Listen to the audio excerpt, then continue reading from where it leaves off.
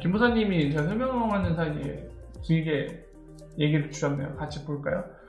자, 마켓메이커 자리에서 본 건데 스프레드 차이가 클수록 차익이 커지니 더 수익에 좋다라고 하는군요. 유동성이 높아지면 스프레드 차이는 줄어드는 게 많지만 미국, 멕시코로 돈을 송금치 미국에서 XRP가 100원이고 멕시코에서 120원이면 오히려 마켓메이커 입장에서 더 좋지 않나요? 사는 곳에서 가격이 싸고 파는 곳에서 비싸면 동기부여가 잘 될 것 같아서요. 마켓메이커의 동기부여를 일으키는 것은 유동성과 그리고 오히려 스프레드 갭이 더 클 때이지 않을까 싶습니다. 원장님 생각은요? 맞죠? 네. 자, 기본적으로 말씀하신 건 맞는데, 그러니까 그거는 너무 순간을 단편적으로 보시는 거예요. 자, 말씀드릴게요. 어떤 의미냐면은 마켓메이커, 에코노머 줄여서 MM이라고 보통 쓰죠. 얘네 동기부여가 되는 거는 수익입니다. 무조건 수익이에요. 돈 벌려고 움직이는 거니까. 자, 수익이 큰데 얘네가 이 마켓메이커 활동할 때 프리미엄을 얻는 구간은 어디죠? 본인들이 시장 가격보다 XRP를 더 싸게 사고 팔 때는 더 비싸게 팔아서 요 갭만큼 계속 수익을 벌어들이는 거거든요. 그래서 요거를 스프레드라고 표현한다고 말씀드렸죠. 이게 커질수록 한 번 회전할 때마다 수익이 더 높아져요. 이 스프레드 갭 또는 스프레드가 클수록, 갭이라고 표현 안 해도 돼요. 스프레드라고 그냥 표현해도 됩니다. 스프레드가 클수록 한 번 회전당 수익은 커져요. 근데 말 그대로 한 번당이죠. 싸게 사서 한 번 시장 가격보다 비싸게 그 스프레드가 크게 해서 거래했을 경우 이 한 번을 놓고 봤을 때는 수익이 커지는데 사실 한 번만 거래하는 건가요? 마켓메이커가 막 도박사는 아니잖아요. 나는 최대한 스프레드 키워서 포커 치는 것처럼 이 한 번에 나의 모든 걸 걸겠어 막 이러면서 카드 오픈! 나는 함정 카드를 발동하겠어 막 이러면서 그걸 어떻게든 스프레드를 극대화시켜서 한 번 거래해서 끝을 보는 그게 아니잖아요. 그죠? 지속적으로 시장 가격보다 저렴하게 사고 시장 가격보다 비싸게 팔아서 계속 수익을 버는 게 마켓메이커의 목적이고 그 수익이 커지는 게 목적입니다. 그렇죠? 자, 그렇기 때문에 이거를 한 회전당으로만 봐갖고 스프레드를 크게 만들어야 된다. 그러면은 오히려 돈이 벌리지 않을 수가 있어요. 자, 무슨 얘기냐면 지금은 마켓메이커 입장에서만 봐서 스프레드가 큰 게 좋다라고 얘기하는데, 자 보세요. 시장에서는 어떻게 되죠? 두 가지 이해관계가 같이 만납니다. X축을 마켓메이커의 이해관계라고 보고 Y축을 이제 ODL 고객의 이해관계라고 봅시다. ODL 고객이라고 보세요. 이렇게 하면 안 되죠. 자, X축은 스프레드 크기라고 하고, 그리고 Y축을 뭘로 할까요? 비용이라고 합시다. 비용. 자, 여기에서 비용이 클수록 어떻게 돼요? 비용이 클수록 이거 Y축 비용으로 보면 안 되겠네. 잠깐만요. 뭘로 보는 게 적절할까요? 좀 생각을 해봐야 되는데 뭐가 좋을까? 이거는 그거로 합시다. 선호라고 합시다. 선호. 자, 스프레드가 크면은 빨간색은 마켓메이커의 곡선이라고 할게요. 스프레드가 커짐에 따라 어떻게 돼요? 이렇게 되잖아요. 마켓메이커 같은 경우는 스프레드가 커질수록 더 좋아하니까 이 스프레드 비용이 커질수록 이렇게 좋아하는 식으로 가겠죠. 그죠? 근데 반대로 생각해보세요. 파란색을 ODL 고객이라고 보면은 얘네의 트렌드는 어때요? 반대잖아요. 그죠? 반대죠. 얘네는 스프레드가 작을수록 선호를 해요. 본인이 더 저렴하게 송금을 할 수 있으니까. 그렇죠? 그러면 이게 본인들 양쪽 이해관계자가 만나는 지점은 어딘가요? 이쯤에서 수렴을 할 거예요. 그러니까 설사 지금 여러가지 이유 때문에 시장이 스프레드가 여기에 있어요. 근데 사실 마켓메이커는 그래서 좋아요. 근데 지금 괴리감이 생기죠. 이 시장에 뭐 여러가지 사유들 때문에 스프레드가 이만큼 커져 있긴 한데 사실 지금 ODL 쓰는 입장에서 이렇단 말이에요. 이럴 경우에 어떻게 되죠? 이 갭은 어떻게 됩니까? 이동을 하겠죠. 이렇게 이동을 하든지 이렇게 이동하는 경우는 뭔가요? 이렇게 이동한 경우, 마켓메이커들 경쟁이 심해질 때, 결국에 양쪽의 이해관계가 적절히 타협되는 지점으로 올 거란 말이에요. 결국에 경쟁이 심해질수록. 그죠? 아니면은 시장의 그런 절대적인 변화 때문에 곡선이 좀 우측으로 이동하든지 왼쪽으로 이동을 할 수도 있겠죠. 지금 같은 경우는 요 모델 고객들이 만약에 우측으로 이동을 해버려요. 이 자체가, 그래프 자체가 시장의 변화라던가 경제 문제 때문에, 그러면은 마켓메이커가 원하는 스프레드 유지할 수 있는데, 그게 아니라고 하면은 결국에 마켓메이커들이 수익을 벌려고 경쟁을 하게 되고, 그러면 결국에 이 시장의 참여자들의 이해관계가 서로 맞닿는 그 지점, 서로가 어느 정도 만족할 수 있는 그 지점에서 스프레드가 형성이 되겠죠. 이렇게 수렴할 수밖에 없어요. 결국에는. 만약에 생각을 해보세요, 여러분. 김무사님이 질문하신 거 아까 말씀드린 대로 단기적으로 생각하지 말고, 일회성을 생각하지 말고, 스프레드가 여기 멕시코 구간에 한 2%로 형성됐다고 봅시다. 굉장히 비싸죠. 그래서 마켓메이커 혼자서 독점하고 있어요. 야, 이거 진짜 꿀이다, 개꿀 이러면서 ODL을 독점해서 하고 있어요. 근데 ODL이 마켓메이킹 하는 게 독점이 가능한가요? 아니죠. ODL 거래소의 빗소에서 누구든지 마켓메이커 활동을 할 수 있단 말이에요. 근데 얘가 1.9% 콜 오더북을 쌓기 시작합니다. 1.9%로. 그럼 얘는 어떻게 해야 돼요? 그냥 나는 2%로 죽었다 깨어나도 할 거야 하는데, 만약에 1.9%로 제시한 요 스프레드로 5대 거래 고객들이 이 유동성으로도 충분히 거래가 돼요. 얘가 다 커버를 가능해. 그러면 얘는 100나 2% 그 스프레드에서 오더북을 쌓아봤자 본인 거 써주질 않는단 말이에요. 도태돼 버려요 결국에. 그러면 선택 뭐 해야 돼요? 자기도 1.9% 하든지 더 낮추든지 그렇게 되겠죠. 그래서 얘가 안되겠다, 1.9% 우리도 낮추자. 그래서 같은 경쟁력, 가격 경쟁력으로 경쟁을 시도합니다. 했는데 얘가 만약에 어쭈구리 따라왔어? 우리는 1.8% 할 여력이 있어. 그럼 내려가겠죠. 그럼 얘는 또 선택을 해야죠. 나도 낮추든지 아니면 다이를 하든지. 당연한 순리죠. 그죠? 이런 식으로 하다 보면은 결국에 얘네들 마켓메이커 입장에서 마지노선이 있을 거란 말이에요. 이런 식으로 경쟁이 붙으면 마지노선까지 내려가는 거죠. 그리고 마지노선까지 내려갔는데도 불구하고 ODL 고객들이 야 이건 비싸서 못 쓰겠다 하면은 이거조차도 도태돼 버리는 거죠. 안 써주니까, 수요가 없으니까. 공급자는 있는데 여기 대기하고 있는데 수요자들이 야 너무 비싸, 안 써. 이러면 사라지는 거죠. 수익을 못 버니까. 시장은 기본적으로 그렇게 돌아갈 수밖에 없습니다. 기본적으로.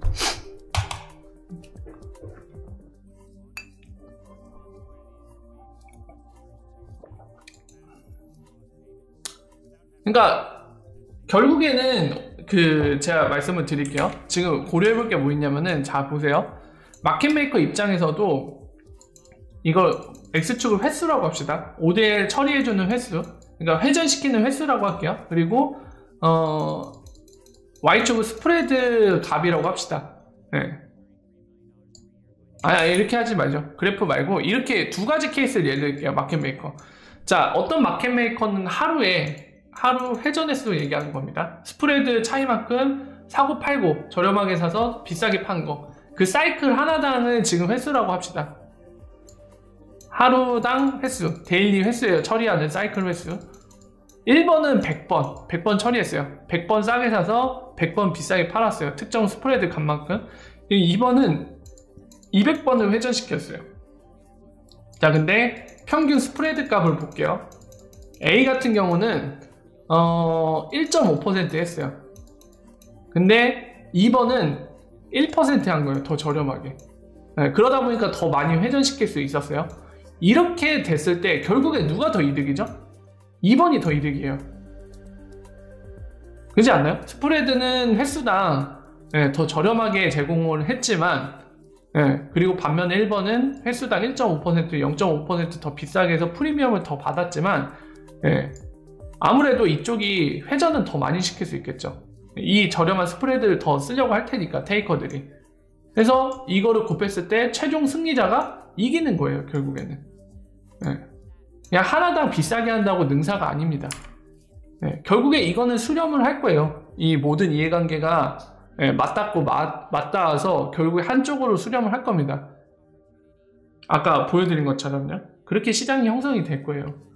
나중에 결국 생각해보세요. 그 멕시코 구간도 마켓메이커 더 들어오고 ODL이 더 많이 쓰일수록 결국에 스프레드는 좁아지고 더 좁아질 겁니다. 그래서 리프사가 생각하는 거는 여러분들 거의 제로 스프레드예요. 거의. 네. 거의 0에 수렴하는 스프레드를 생각하고 있는 거예요. 그게 바로 마이크로 페이먼트거든요.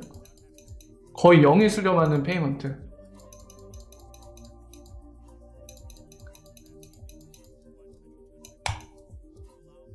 그러면 여러분들도 생각할 만한 게 그거였죠. 야, 지금의 수수료가 막 한 1% 하는 경우도 있고 그런 것 같은데 0%에 수렴해버리면 뭘로 벌어먹고 사냐? 네, 물론 0은 아닙니다. 말 그대로 0은 아니지만 점점 작아진다는 거잖아요. 네. 그러면 지금보다 수수료가 너무 낮아지니까 은행들이 싫어하는 거 아니냐 하는데 그만큼 양이 늘어난다는 거죠. 네. 시장의 규모 자체가 점점 늘어난다는 거죠. 왜냐면 돈이 거의 공짜로 실시간으로 움직일 수 있게 되니까. 네. 시장이 성장을 하는 거죠. 규모 자체가 배로 불어나는 거예요. 배로. 그걸 꿈꾸고 있는 겁니다. 리프사는. 마이크로 페이먼트를 통한 인터넷 쓰는 것처럼 공간이나 시간 제약 받지 않고 돈도 인터넷 데이터처럼 내가 원하는 곳에 원하는 시간에 즉시 보내는 거. 많은 비용을 소모하지 않고 그냥 거의 제로 비용에 가까운 비용으로. 그게 리프사가 하고 싶은 IOV예요.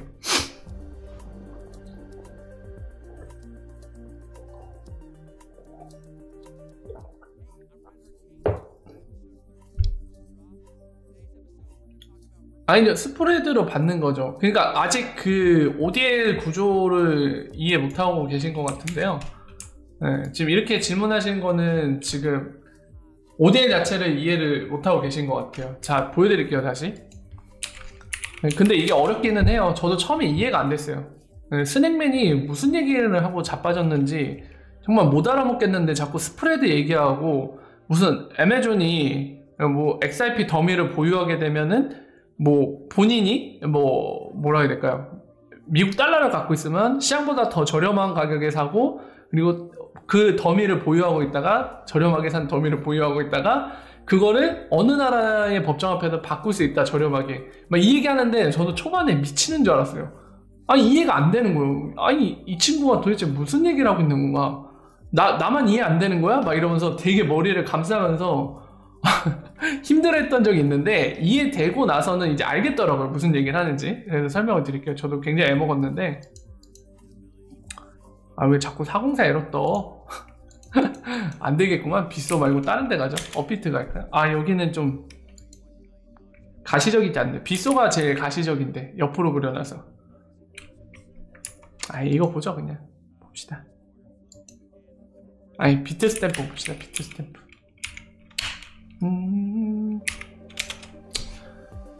자, 설명을 드릴게요. 왜 스프레드 얘기가 자꾸 나올 수밖에 없냐면 외환시장을 이해하면은 똑같이 이해를 할 수 있어요. 만약 XRP의 ODL이 이해가 안 되면 외환시장을 이해하셔도 됩니다. 외환시장의 스프레드 이런 것도 이해하시면 되는데 뭐 똑같으니까요. 결국에 그 매개체만 다른 거예요. 법정화폐로 하느냐 XRP로 하느냐 그것만 다를 뿐입니다. 자, 설명을 드릴게요. 지금 오더북이 여기 걸려있죠? 그죠? 지금 보시면 어떻게 돼 있나요? 비드는 뭐예요?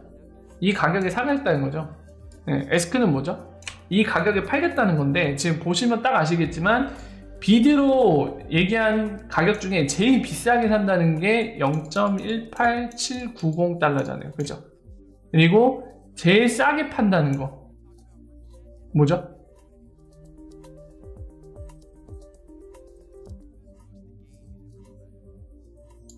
(0.18807) 요거잖아요.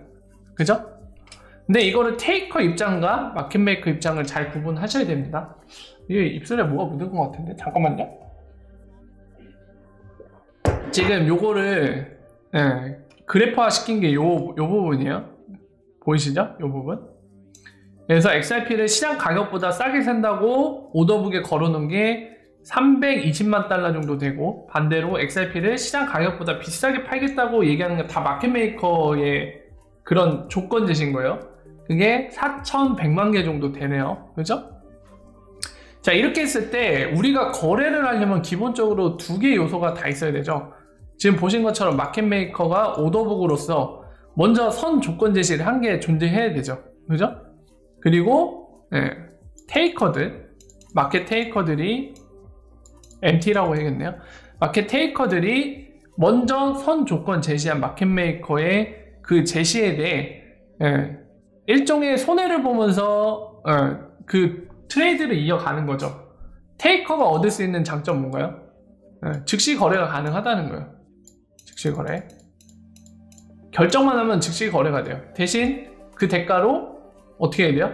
시장 가격보다 비싸게 또는 시장 가격보다 저렴하게 사야 되잖아요. 시장 가격보다 비싸게 사고 시장 가격보다 저렴하게 팔아야 되는 거죠. 말을 잘못했어요. 그죠? 반면에 마켓메이커 단점은 뭐예요? 즉시 거래 불가해요. 자기는 기다려야 돼요. 수동적이에요. 그죠? 대신에 시장 가격보다 비싸게 팔고, 그죠? 시장 가격보다 저렴하게 사고, 이게 가능한 거잖아요. 서로 간에 이거를 트레이드 오프하는 관계잖아요. 그죠? 이 둘이 존재해야만, 그리고 이 둘이 서로 오케이, 마켓메이커 네가 제시한 조건에 나는 오케이 거래를 하겠어. 그러니까 가령 예를 들면은 보세요. 여기 0.18790에 사겠다고, 시장 가격보다 내가 저렴하게 XRP를 살 테니까 이 조건 만족하는 테이커들은 내 제시한 조건에 나한테 XRP를 팔아라 이러고 기다리고 있는 거잖아요. 그럼 테이커 어떻게 해요? 여기 10,000개 쌓아놨네요. 그럼 가갖고 10,000개, 네가 말한 조건 오케이. 그러면 얘가 10,000개를 얘한테 주고 걔랑 단가 계산을 0.18790달러 해갖고 테이커한테 넘기는 거죠. 이게 거래가 일어난 거예요. 그러니까 여러분들이 거래소 쓸 때 어떻게 하세요? 여러분들도 두 개 다 가능하죠. 시장 가격보다 나 비싸게 팔고 싶어 XRP. 그럼 어떻게 해요? 마켓메이커처럼 똑같이 걸어 놓잖아요. 그냥 누가 사가줘 제발 이러면서. 근데 나는 지금 당장 거래해야 되겠어. 기다렸다가는 지금 내가 좀 손해보더라도 지금 당장 거래를 해서 XRP를 보유할 거야. 그럼 어떻게 하면 돼요? 시장 가격보다 비싸게 사면 돼요. 그 거래 조건을 제공하는 게 마켓 메이커인 거죠. 그죠? 이런 구조로 되어 있습니다. 기본적으로. 그걸 잘 이해하셔야 돼요. 기본 구조니까. 자, 이런 구조로 되어 있는데 지금 ODA 자체가 이런 암호화폐 거래소를 통해서, 어차피 암호화폐 거래소라는 말도 의미가 없어요. 암호화폐를 취급할 뿐이지 그냥 우리가 흔히 거래소라고 얘기하는 거랑 똑같습니다. 주식 거래소도 이렇게 돼 있잖아요. 주식 거래소도 마켓 메이커와 테이커가 있잖아요. 똑같이 돼 있죠. 매개체만 다르고. 그게 XRP냐? 그게 주식이냐? 또는 외환시장 같은 경우는 그게 법정화폐냐? 이 차이일 뿐이지 이 마켓 메이커와 테이커로 이루어지는 이 형성 똑같아요. 모든 구조가. 그래서 아까도 말씀드린 거예요. ODA 이해할 때 외환시장 이해도 똑같다고. XRP냐 법정화폐냐 그 부분만 다르다고 계속 말씀드린 거죠. 자, 이어서 설명드리면 이런 구조에서 이걸 어떻게 활용하는 거예요? 예를 들면 여기 비트스탬프, 여기 멕시코라서 비소라고 합시다. 어떻게 하는 거예요? 이거 잘 이해하셔야 돼요. 이해 못하면은 리프사가 지금 하려는 게 이해가 안 되고 ODL의 효율이 어디서 나오는지, ODL의 장점이 뭐고 ODL의 단점이 뭔지 이런 거 파악이 전혀 불능입니다. 그리고 리프사가 포텐셜로 터트리고자 하는 거, 그게 어떤 수요가 도대체 발생하는 건지 절대로 이해할 수 없어요. 이거 반드시 이해를 해야 그게 이해가 가능한 거예요. 중요하다고 말씀드립니다. 그거 이해하고 싶으면 이거 이해해야 돼요. 반드시. 자, 비트스탬프 만약에 US 달러에서 멕시코 페소로 가는 거다. 그 케이스에 ODL 쓰는 그 흐름이에요. 비트스탬프에서 어떻게 해요? 여기서 파란색을 쓸까요? 주황색을 쓸까요? 눈에 잘 보이게. 어떻게 합니까? 달러로 XRP 교환을 하죠. 근데 어떻게 교환합니까? 마켓메이커가 시장 가격보다 어떻게? 비싸게 싸게? 비싸게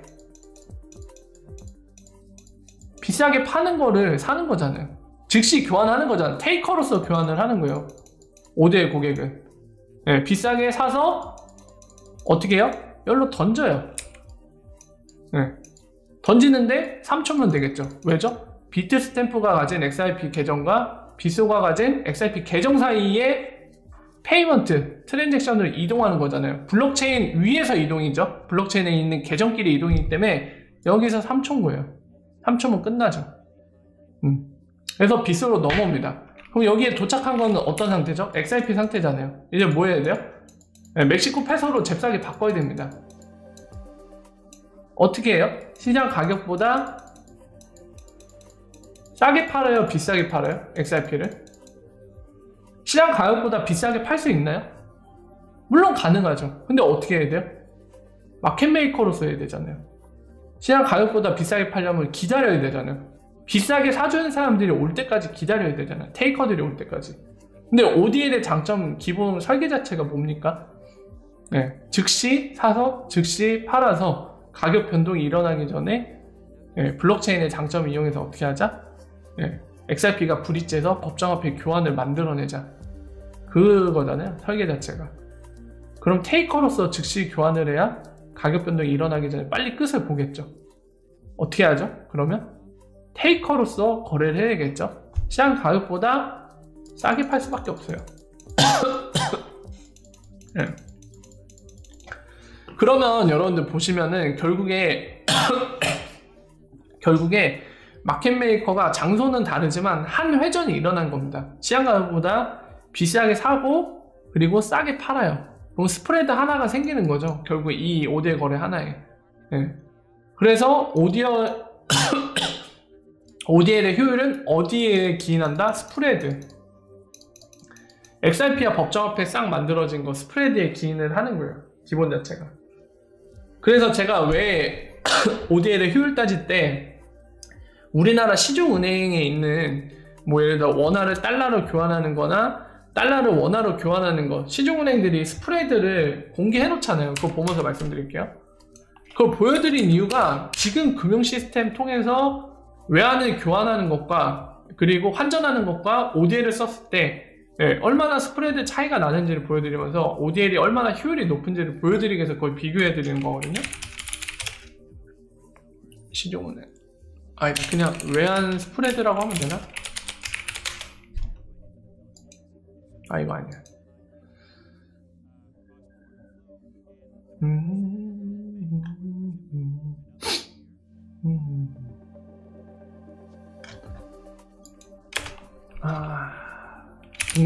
국민은행? 스프레드 한번 봅시다. 표기 안 해주니? 환율 제공 서비스, 환율 계산기.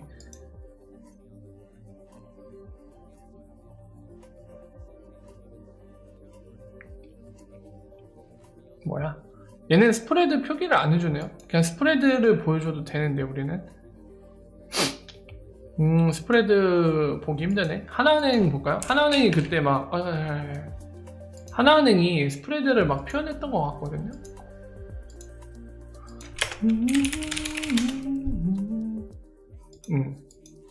스프레드 표기할 거야 아마.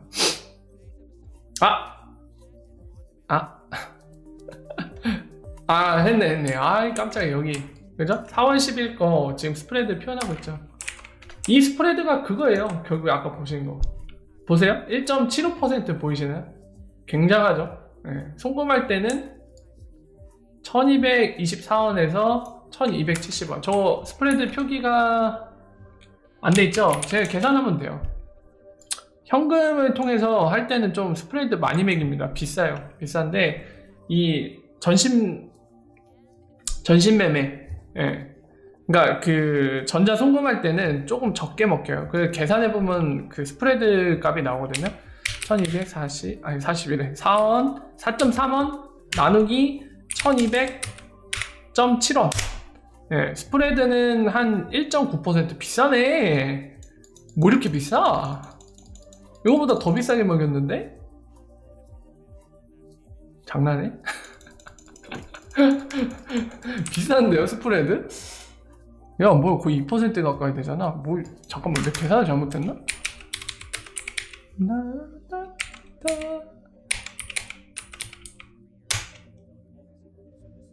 맞네. 계산 맞네요.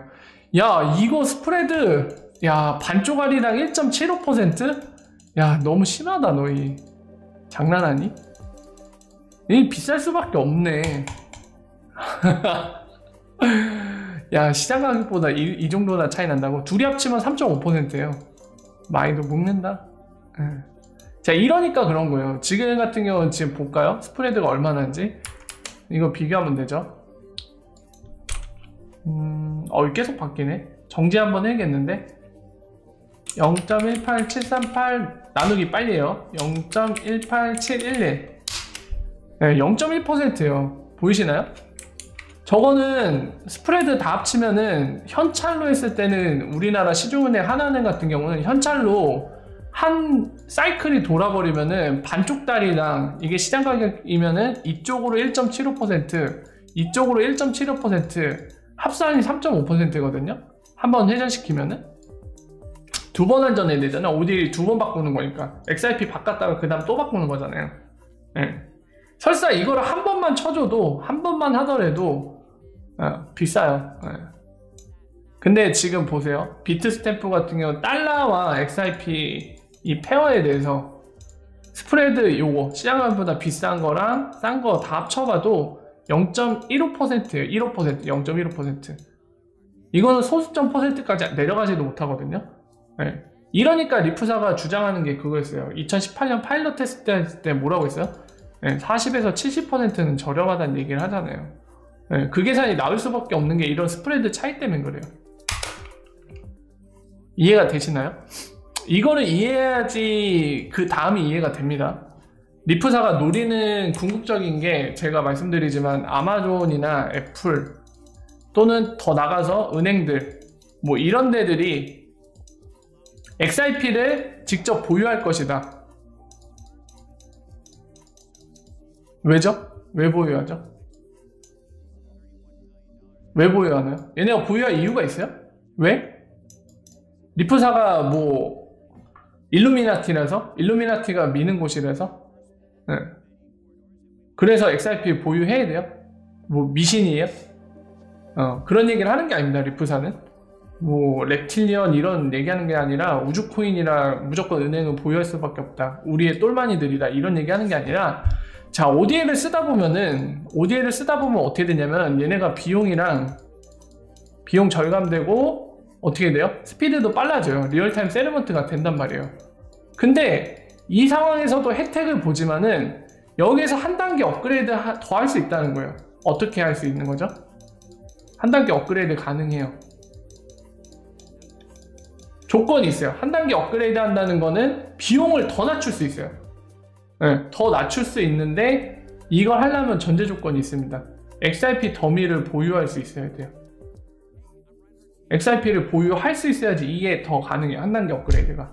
직접 보유해서 쓰면은 ODL도 저렴해지는데 ODL보다도 더 저렴하게 송금을 할 수 있다는 거예요. 근데 전제 조건 방금 말씀드린 것처럼 XRP 보유, 직접 보유. 자, 이 직접 보유를 하려면 어떻게 된다고 했죠? 가격 변동성 리스크 관리를 할 수 있어야 돼요. 그렇다는 얘기는 조그만 소기업들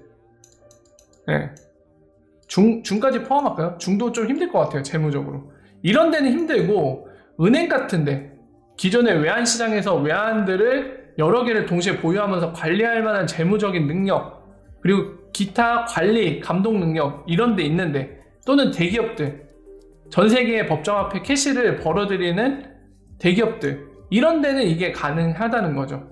왜냐면은 일단 재무적으로 지금 설명드린 재무적인 조건이나 이런 것도 되고 특히나 아마존이나 뭐 삼성, 애플 같은 데는 전 세계의 고객들이 있다 보니까 그 본인들의 재화 서비스를 팔면은 전 세계 법정화폐를 보유할 수 있단 말이에요. 네, 그랬을 때 어떤 거를 지금 해서 이거를 더 효율적으로 할 수 있냐면은 이게 가능하다는 거예요. 예를 들면은 은행들도 전 세계에 막 현지 지점이 있죠. 그러니까 뭐 여러 개의 법정화폐를 나열을 해볼게요. 달러, 원화, 또 뭐 할까요? 어떤 거 할까? 네, 멕시코 페소 합시다. 네. 자, 이 예시를 위해 3개만 예시를 들게요. 자, 이런 거를 다 보유할 수 있는 은행이나 대기업들 같은 경우 뭘 할 수 있냐면은 이거를 갖고 마켓 메이커 활동을 하는 겁니다. 어디 페어에 대해서? XRP 페어에 대해서. 본인들 재무력과 그리고 본인들 비즈니스상 전세계 법정화폐를 보유할 수 있기 때문에 이걸 들고 와서 마켓 메이커 활동을 하자는 거예요. 그러면 어떻게 할 수 있어요? XRP를 시장 가격보다 낮게 사낼 수 있죠. 그리고 마켓 메이커 활동을 하기 때문에 비싸게 팔 수도 있겠죠. 그러면 어떻게 돼요? 아까 환전 서비스 보셨죠? 은행들 환전 서비스 하는 것처럼 그렇게 환전 서비스 마켓 메이커 활동이에요. 그거 자체가 마켓 메이커 활동이에요. 환전 서비스라는 개념 자체가. 그러니까 지금 얘기한 것처럼 은행이나 또는 대기업들이 본인들의 전 세계에 있는 법정화폐 보유할 수 있는 그런 장점이나 또는 재무적인 여건 이런 것들을 활용해서 XRP 페어에 대해서 ODL로 시장이 열리면은 ODL 때문에 쓰여지고 있잖아요. 거기에 참여해갖고 본인들이 스프레드 이익을 낼 수 있다는 거예요. 그죠? 장점이 생기죠 또. 그러는 동시에 본인들이 은행이다. 그럼 뭐가 가능하죠? 이 마켓메이커 활동을 하면 XRP 더미를 보유하게 돼 있죠. 근데 이 XRP 더미 자체가 어떻게 구매한 거죠? 시장 가격보다 저렴하게 구매한 거예요. 그러니까 이 얘기는 뭐냐면 스프레드 비용을 물지 않고 내가 마켓메이커로서 비용 물지 않고 구매를 할 수 있었던 거거든요. 그럼 여러분들 생각을 해봅시다. 그렇게 본인이 구매한 XRP를 홀딩하고 있다가 내가 은행인데 이 마켓메이커 활동 때문에 시장 가격보다 저렴하게 구매한 XRP를 즉각적으로 멕시코 페소로 바꿔서 내가 송금을 해버릴 수 있는 거예요. 내 고객이 나 멕시코에 송금해줘 했으면 잘됐다. 나 XRP 더미 싸게 사서 보유하고 있는데 그냥 그거 던지면 돼요. 비수에다가. 그러면 어떻게 돼요? 어떻게 됩니까? 원래는 스프레드라는 게 매번 말씀드리지만은 양쪽에 이렇게 돼 있는데 ODL 고객들은 여러분들 시장 가격보다 비싸게 그리고 시장 가격보다 저렴하게 이 두 개를 합한 스프레드 비용을 물고 ODL을 쓰는 거잖아요. 이만큼 마켓메이커가 수익을 버는 거고, 그죠? 근데 어떻게 해요? 시장 가격보다 저렴하게 이거를 손해를 안 보고 이렇게 사는 거잖아요. 그러면 이거 본인이 마켓메이커한테 지불할 비용이 없다는 거예요. 이 부분에 대해서. 그럼 어떻게 돼요? 이 부분만 지불하면은 바로 비수에 던져서 멕시코 페소로 바꿔갖고 본인이 고객이 요청한 송금을 처리할 수 있는 거예요. 즉각적으로. 그게 리프사가 생각하는 그 모델의 2단계 포텐셜인 거예요, 이게. 그러면 어떻게 된다? ODL 쓰던 은행들이 더 수익을 높이고자 이런 식으로 바뀔 수 있다는 거예요. XRP 더미를 보유하고 마치 아까 보신 것처럼 국내에 있는 시중은행들이 환전 서비스 제공해서 스프레드 차익만큼 고객한테 돈을 벌잖아요. 그거 똑같이 할 수 있다는 거예요. 그래서 제가 자꾸 말씀드리죠. 외환시장이랑 똑같이 생각했어요. 똑같이. 근데 신기술을 통해서 오늘날 외환시장이 할 수 없는 그 단점을 신기술을 통해서 해결을 보자는 거예요. 본인들이 리플렛이라는 네트워크를 만들었거든요. 그걸 통해서 해결할 수 있다라고 얘기하는 겁니다. 리프사는. 자, 이렇게 되면은 이런 이유 때문에 결국 이 단계까지 이르려면은 결국에 나중에 어떤 단계까지 되냐? 최종 그림은 그겁니다. 제가 말씀드린 거 있죠. 그러니까 은행들끼리 XRP를 보유하고 있고 이게 이런 단계에 이르러서 많은 은행들, 금융기관들이 이러고 있으면은 XRP 자체가 보편적 수용성이 생기는 거죠.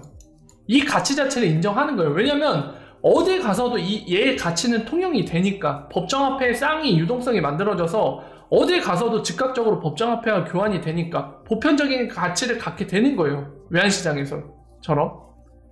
그럼 어떻게 돼요? 굳이 교환 안 하고 서로 다른 나라에 있는 은행들끼리 금융기관끼리는 뭐를 할 수 있다? 그냥 XRP 주고받아서 본인들의 가치를 전달할 수 있는 거예요. 굳이 법정화폐로 바꾸지 않고. 적어도 금융기관끼리는 그걸 할 수 있겠죠.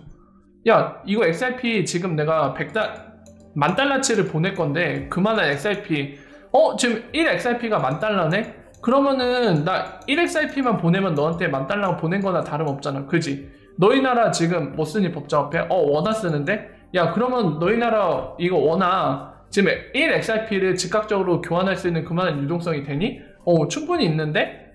그래? 그럼 나 1XRP 던지면은 이거 인정해줄 거지? 10,000달러 보낸 걸로? 얼마든지 오케이 할 수 있겠죠? 더 좋죠? 3초 만에 대금이 오잖아요.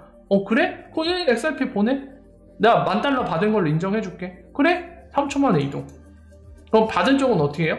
그냥 들고 있어도 되고, 아니면 즉각적으로 원화로 교환해갖고 야 $10,000치 받았네, 잘 받았어, 이럴 수 있는 거죠. 리프사가 노린 최종 그림은 이거예요. 이거 이날까지 만약에 이런 날이 오면은 대박 성공한 겁니다. 진짜 대박 성공한 거예요. XRP 리프사가 원하는 최종 그림까지 달성한 거예요. 그냥 XRP로 엮는 모든 세상. XRP가 진짜 이 데이터 패키처럼 어디든 돈을 이동시킬 수 있는 거죠. 그러니까 말 그대로 법정화폐를 뒤에 백엔드에서 완벽하게 서포트하는 거죠. 이겁니다. 이 그림.